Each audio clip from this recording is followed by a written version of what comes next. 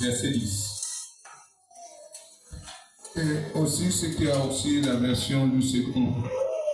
J'aimerais que les deux versions soient un peu lues ce matin.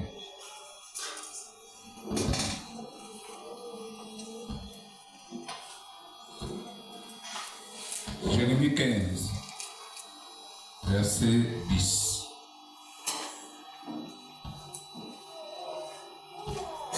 J'ai lu la parole de Dieu. Oui. Dans Jérémie 15, verset 10. Quelle version? Version 530. C'est bon. Ok. Quel malheur pour moi! Ma mère que tu m'as mis au monde pour tout le pays.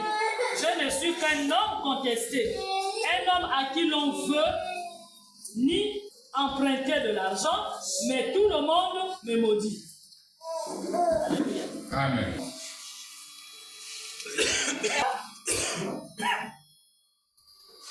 Malheur à moi. Malheur à moi. Ma mère de ce que tu m'as fait naître. Ma mère de ce que tu m'as fait naître. Homme de dispute. Homme de dispute. Et de querelle. Et de querelle. Pour tout le pays. Pour tout le pays.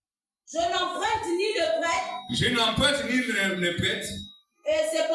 Et cependant. Tous me maudissent. Tous me maudissent. Alléluia. On peut s'asseoir.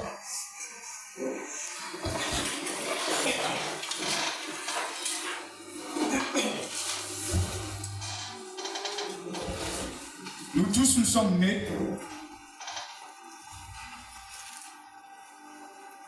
parce que c'est la volonté de Dieu. Alléluia. Nous sommes nés. Nous sommes venus dans le monde, quel que soit le canal. Comme disait un grand homme de Dieu, celui qui est né à El Rafa, avec toutes les conditions possibles, et moi qui est né à Imongo, précisément à Pungi, sous les feuilles de bananier, nous tous sommes nés. Alléluia. Amen. Je suis né à Vetsé, mais sous les bananiers. Je suis né à Imongo, sous les montagnes, mais sous les bananiers et feuilles. Mais nous tous nous sommes nés. Alléluia. Ce qui compte pour Dieu, c'est que, quelle que soit la manière que tu es né, mais il a un objectif à atteindre avec toi. Alléluia. Nous sommes nés, oui, quelle que soit la manière, quel que soit le luxe que tu as trouvé. Mais ce qui diffère, c'est le parcours de la vie de chacun de nous. On ne juge pas celui qui court. Mon couronne, c'est celui qui arrive le premier. Et on couronne celui qui respecte les règles de la course. Alléluia. La vie aujourd'hui, la vie chrétienne, c'est une course, c'est une marche. Pendant cette marche, il y a des gens qui s'arrêtent au milieu du chemin. Il y a des gens qui n'arrivent plus à tenir parce qu'ils ont soif. Il y a plus l'eau. Il y a des gens qui s'arrêtent parce qu'ils n'ont plus quelque chose à manger. Alléluia. Il y a les autres qui s'arrêtent au milieu du chemin parce que la maladie a dû nous torturer. Il y a les autres qui n'arrivent pas parce qu'ils sont déjà fatigués de marcher.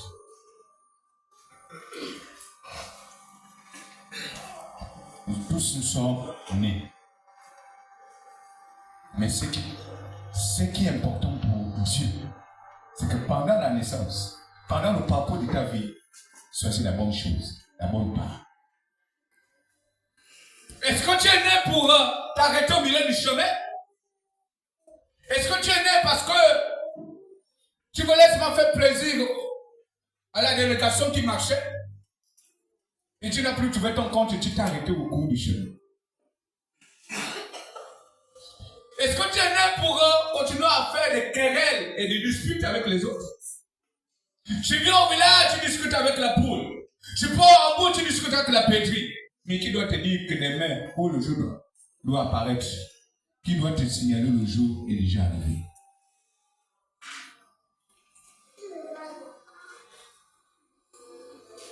Tous ceux qui marchent dans le chemin de la vie chrétienne, tous ils n'ont pas les mêmes objectifs.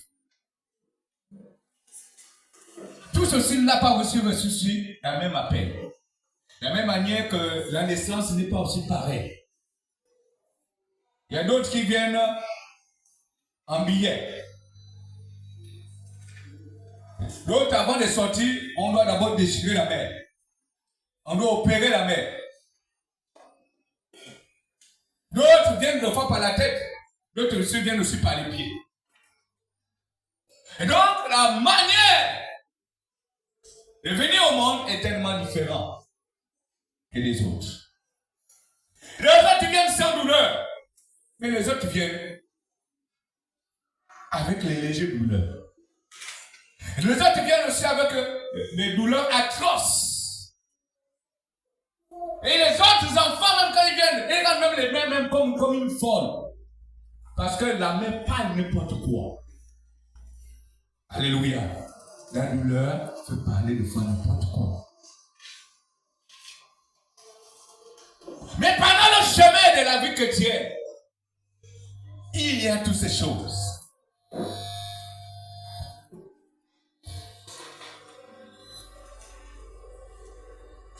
Pendant que nous sommes sur le chemin de la vie chrétienne, il y a les ronces, il y a les pierres, il y a des barrières, il y a des interdits.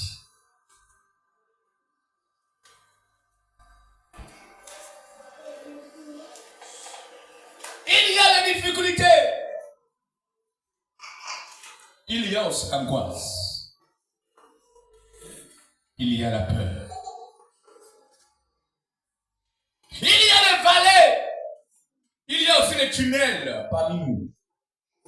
Il y a des gens qui passent dans les tunnels qu'on ne peut pas imaginer. D'autres passent par le désert où il n'y a pas l'eau, où il n'y a pas, même pas une rivière. Ils marchent des kilomètres. Mais comme nous sommes tous ici, on ne sait pas, on pense que la vie chrétienne elle est rose. Il y a des gens qui passent les nuits entières en train de chercher la face de Dieu. Et des fois, ils ne trouvent rien de concret.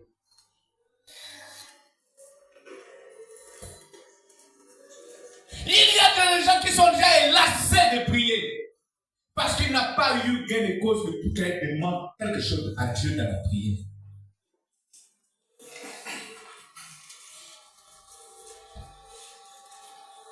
Et pour cela, beaucoup de gens sont prêts même à résister le fonctionnement de la vie chrétienne dans sa vie.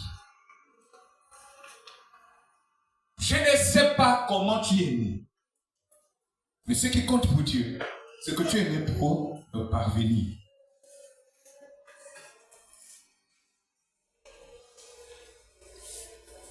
C'est pourquoi, malheur à moi, ma mère, et ce que tu m'as fait naître, homme, des disputes, des querelles.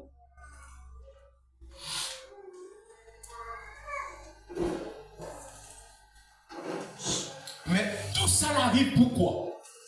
Pourquoi j'aime toujours discuter avec les autres? Pourquoi j'ai toujours des querelles?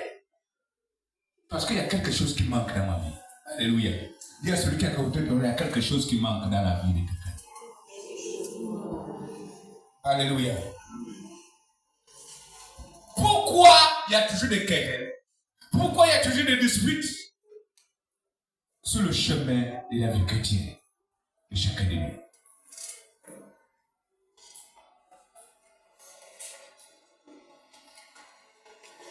Il y a d'autres personnes, il y a ceux qui ont la vie chrétienne.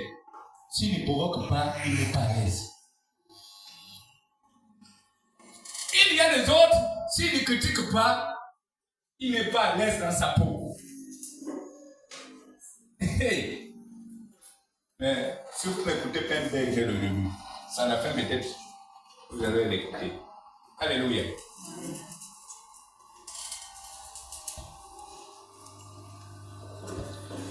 Mais ce que je sais, c'est pas écrit nulle part que la vie chrétienne est en rose.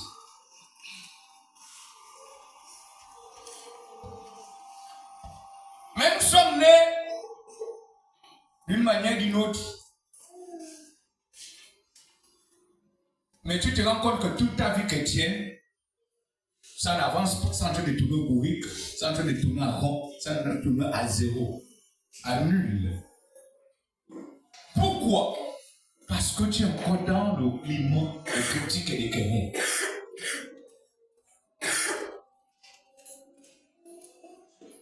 Tu n'aimes jamais prêter.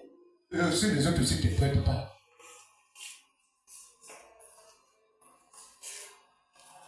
Tu ne vas jamais reconnaître que non, c'est peut-être toi qui as le problème. Et Dieu ne peut pas t'exaucer parce que c'est toi le problème. Il y a des gens, il y a des chrétiens où Dieu parle, mais elle n'a pas les oreilles sensibles d'écouter que c'est Dieu qui parle. Parce qu'on est borné, parce qu'on a demandé quelque chose à Dieu. On n'est pas sensible sur certaines choses.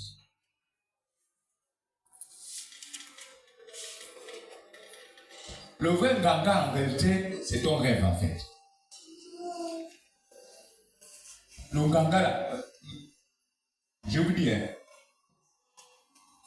le vrai ganga de ta vie, c'est le rêve que tu reçois. Mais sauf que beaucoup de personnes, quand tu reçois un rêve, tu n'arrives pas à décortiquer.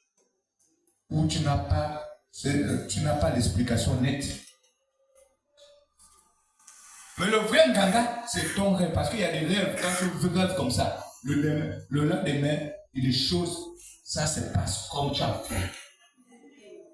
Alléluia. Là, on ne sait pas problème, on est tout berné par quelqu'un qui est maquillé pour dire on s'en fout de ça. Mais ce qui est important, c'est que lorsque tu rêves quelque chose et que la chose arrive, c'est ça le vrai ganga. Mais tiens, ganga, mon aîné, c'est Jésus que tu mets à côté. Et que tu penses que ce que tu fais, c'est dans la droiture de ce que Dieu souhaite que tu sois. Malheureusement, on a toujours l'impression que Dieu ne nous écoute pas.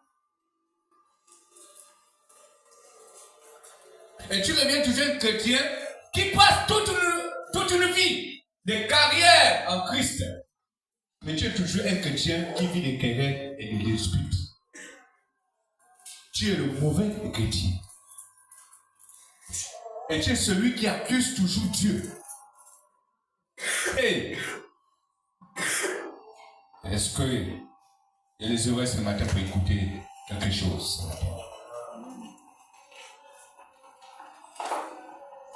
Tu es le chrétien toujours qui pense que Dieu ne t'écoute pas. Parce que depuis que tu as commencé à demander à Dieu, Dieu ne t'a pas encore répondu. Mais il sait à quel moment il ne t'a pas encore répondu. Parce qu'il sait que s'il te répond, il y a des moments où il y a des autres où quand Dieu le répond, les autres, les épaules montent pour dire que Dieu ne parle.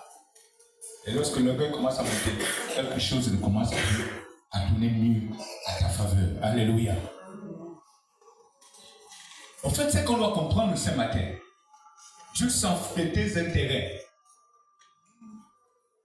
Et Dieu s'en fout des intérêts de l'homme.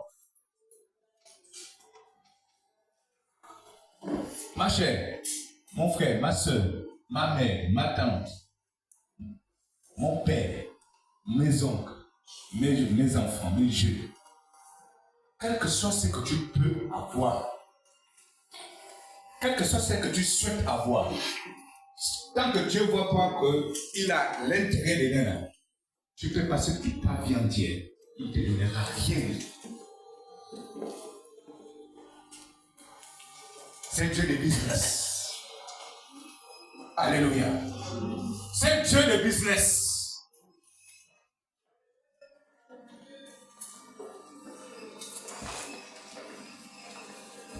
C'est Dieu de business. Imaginez-vous, cette femme, Anne, Anne avait un problème. Et elle était sujet de moquerie de sa rivale. Mais il fallait. Combien de temps Anne a prié? Combien d'années Anne était là? Anne avait le mari, oui, mais il y avait un problème. Anne n'avait pas un enfant. Non, bien aimé, vous ne pouvez pas imaginer le nombre d'années que Anne a servi le Seigneur dans la toiture. Il fallait qu'elle... Oh non. Il fallait qu'elle touche le cœur de Dieu. Je ne sais pas ta proposition, mais je ne sais pas ta prière depuis que tu as commencé à prier. Mais qu'est-ce que Dieu gagne dedans?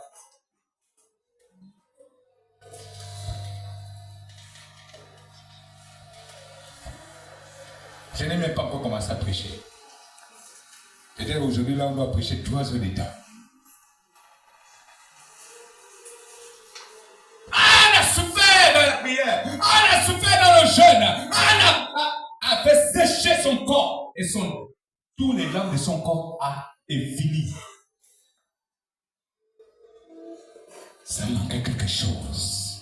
Elle a déclenché le processus de miracle. Anne dit, si tu me donnes cet enfant, je te le consacre toute sa vie. Hein? Il y a beaucoup des ouvriers, mais peu. Hein? Il y a beaucoup de... Hein? Beaucoup les appelés, merci femme de Dieu.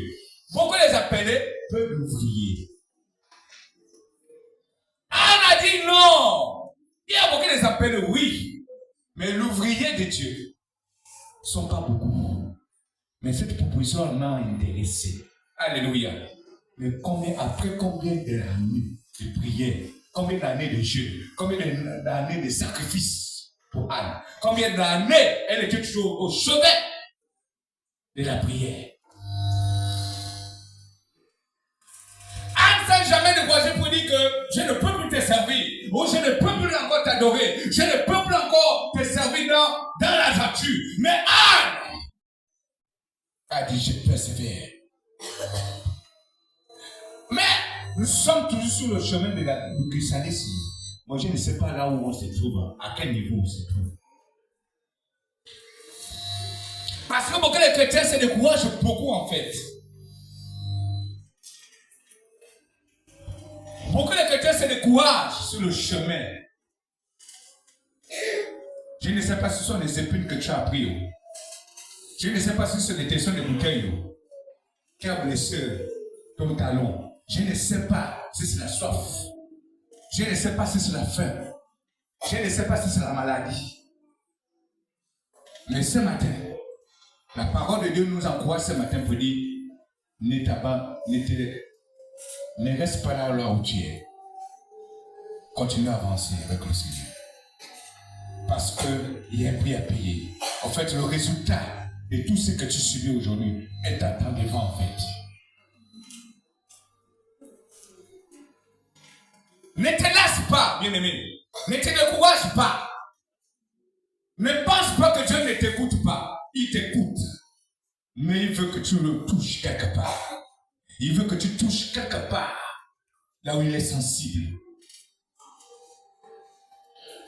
Là où il est sensible.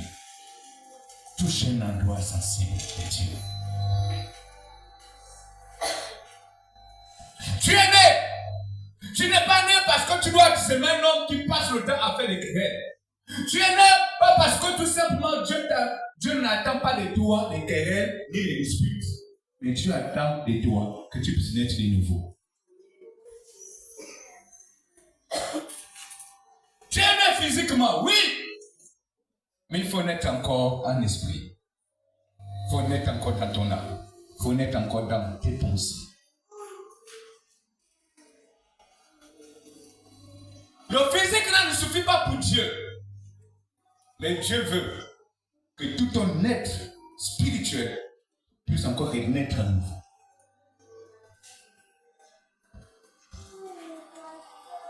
La même manière que la maladie vient s'incarner dans le corps physique. Mais on ne voit pas la maladie, c'est l'esprit. Mais avant qu'elle vienne s'incarner dans le corps physique, c'est d'abord dans le cadre spirituel d'abord que tu es touché. Alléluia.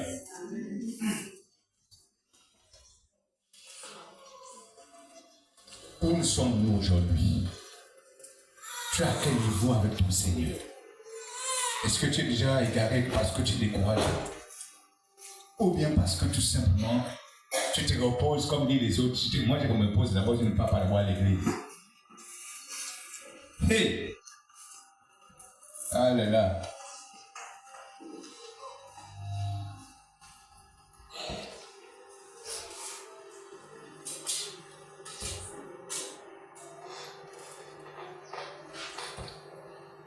Maman Fanny revient encore nous donner ce chapitre de Timothée.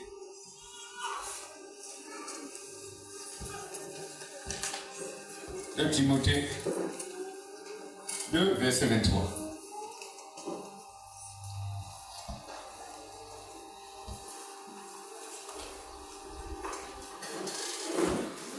La parole est lue dans 2 Timothée 2, verset 23. Oui.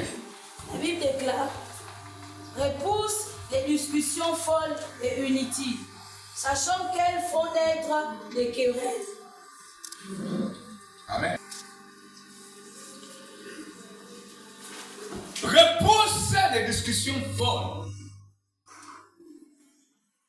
Les choses inutiles de ta vie, il faut repousser. Alléluia. Le manque de foi qui est dans ta vie, il faut repousser. Le manque de volonté de servir Dieu avec un esprit de voix, il faut repousser. Les raisonnements, il faut repousser. Bien-aimé, tu ne verras jamais Dieu venir repousser ça. C'est ton problème. C'est pas le problème de Dieu. C'est ton affaire. Les discussions qui n'ont pas ni de tête ni de queue. Des discussions qui n'amènent nulle part dans le Seigneur. Écoutez, depuis que nous sommes dans le Seigneur, ça fait combien d'années? Pour être mature dans l'église, ou dans la vie chrétienne, tu n'as même pas besoin de faire tous ces années qu'on fait. C'est parce que c'est nous-mêmes le vrai problème. On raisonne beaucoup. On pense que ce qu'on fait, c'est bon.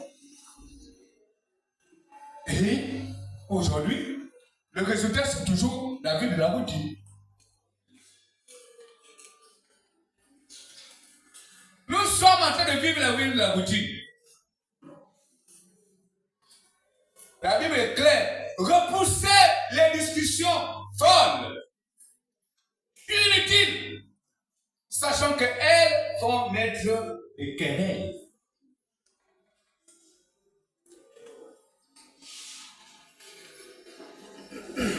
Bon, depuis que vous me critiquez, vous savez quoi?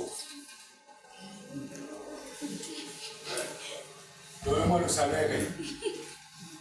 Le salaire. Le fond, le salaire même, c'est la honte. Alléluia.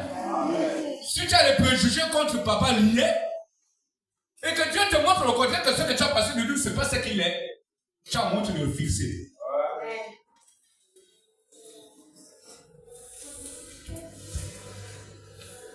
Attendez. Je ne peux pas. Si je suis né de nouveau, et que mon frère est dans la difficulté, si je ne viens pas au secret de nous, ça veut dire que je suis un sorcier.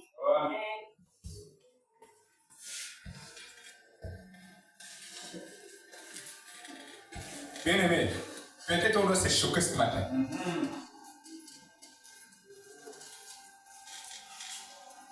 J'ai vu des familles. Elles ne se nomment pas. Amen. Mais quand l'autre entre la vie à la mort, ils oublient les querelles. Ils oublient les discussions. Ils oublient tout ce qui est négatif. Ils oublient tout ce qui n'est pas utile pour eux. Mais ce qui compte, c'est l'unité. Ce qui compte, c'est l'amour. Mais on ne peut pas être dans nos christianismes. On n'a pas l'amour les uns et les autres. On ne peut pas voir l'autre se noyer. Et on ne peut pas prendre le risque d'aller le sauver, celui qui se noie. Non. Soit c'est pas le christianisme, soit c'est la secte qu'on fait. Écoutez, la sorcellerie, c'est pas un problème que non, il faut d'abord sauter en vampire en fait. La sorcellerie, c'est le manque de compassion que tu as pour ton prochain qui est en danger. Le manque de soutien. Et c'est la preuve que nous ne sommes pas nés de nouveau. Les querelles, les disputes, et tout ce que nous pouvons magasiner, c'est l'absence de la conversion réelle.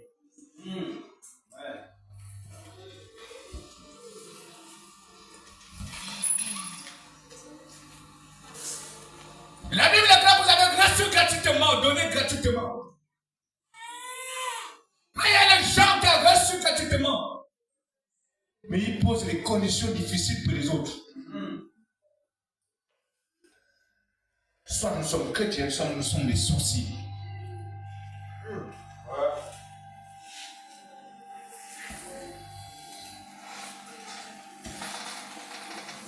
Bien aimé.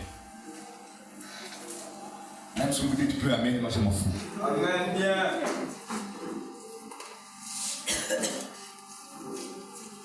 Évitons être toujours les chrétiens charnels. Les chrétiens qui réfléchissent plus à la place des autres.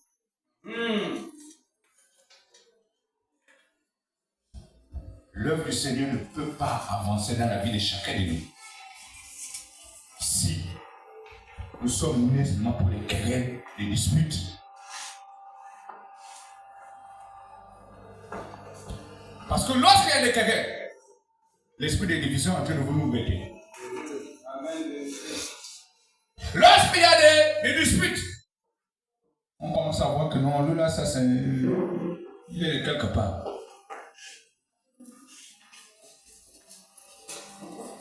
Mais nous sommes une famille. Une famille, quelles que soient les disputes, nous resterons toujours une famille. Amen.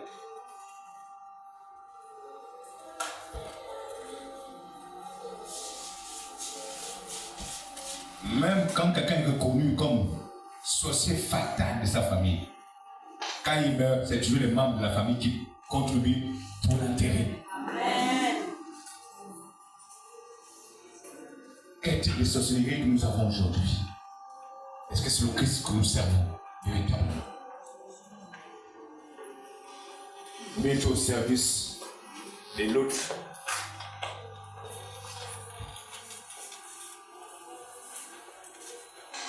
Et c'est pourquoi aujourd'hui nous avons remarqué que chacun pour soi Dieu pour tous. On n'a plus la flamme de l'unité. On n'a plus la flamme de l'amour. Parce que tout simplement, nous ne sommes pas des chrétiens convertis. Nous ne sommes pas nés de nouveau.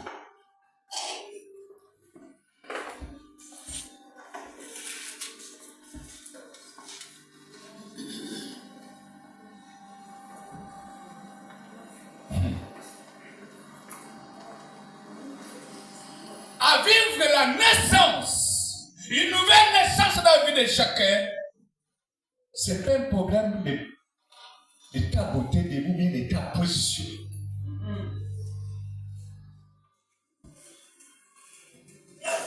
Ça n'a rien à voir avec ça.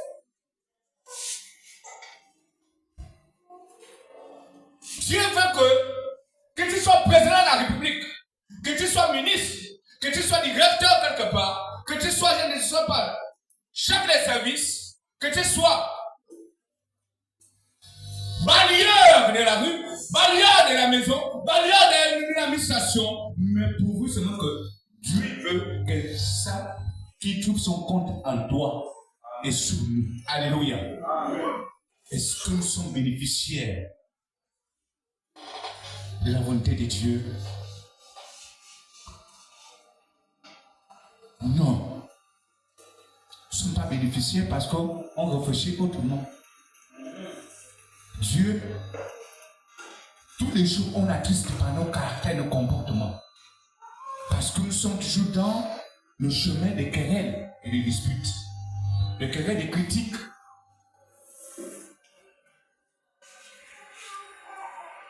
Lorsqu'une église critique beaucoup, lorsqu'une église ne vit pas ce que la Bible recommande, ce qu'on appelle les fruits de l'esprit, ça veut dire que nous ne sommes pas encore convertis. Nous sommes loin de la conversion.